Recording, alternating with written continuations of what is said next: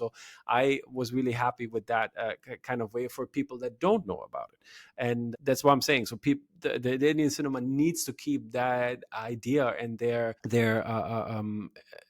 social and cultural aspects alive, and they do that through film, and they do that very well. It's just that they need to produce very good stories that work well for the overlay or the juxtaposition they do with these mythological stories, and that way that the audience catches the fire as well as I did, for example, Yeah, yeah. and get hooked by that, and can, by watching multiple movies, understand different aspects.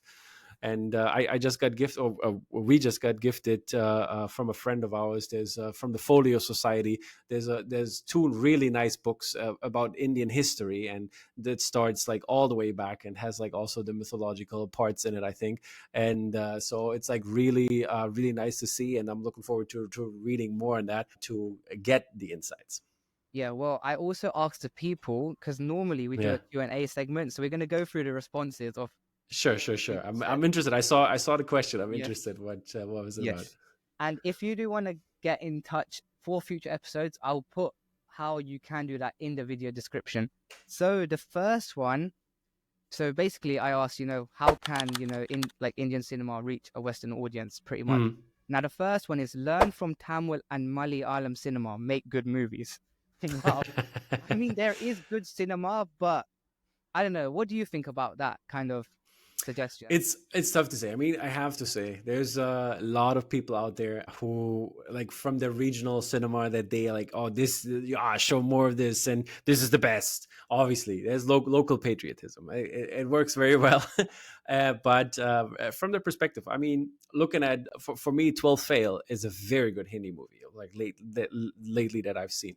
But like the award favorites, like for example Khan, look at all we imagine as light, for example. You have a Malayalam movie which is obviously produced in multiple countries that helps obviously for the circuits, but yeah, that was great. But then you have also RR Telugu movie, also great. So all the industries produce a lot of films, but I have to say, when looking at the Malayalam film industry, I think there is a little bit, like at least the way I watch movies, or the kind of movies that I like. There have been more Malayalam movies and more Tamil movies in the last, let's say, 5 years that I really enjoyed.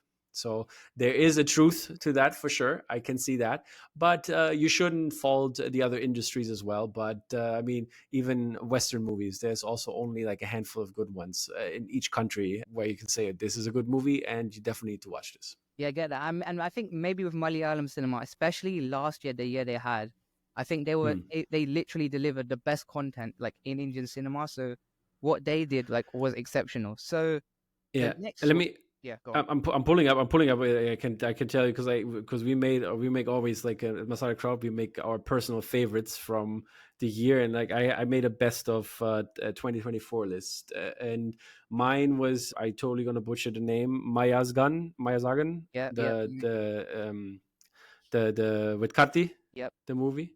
That was my number one. I loved that to death. That was a really good Tamil movie. And then I had next La Pata Ladies, yep. very amazing Hindi movie. So So then Malayalam movie Avesham, yeah, really great.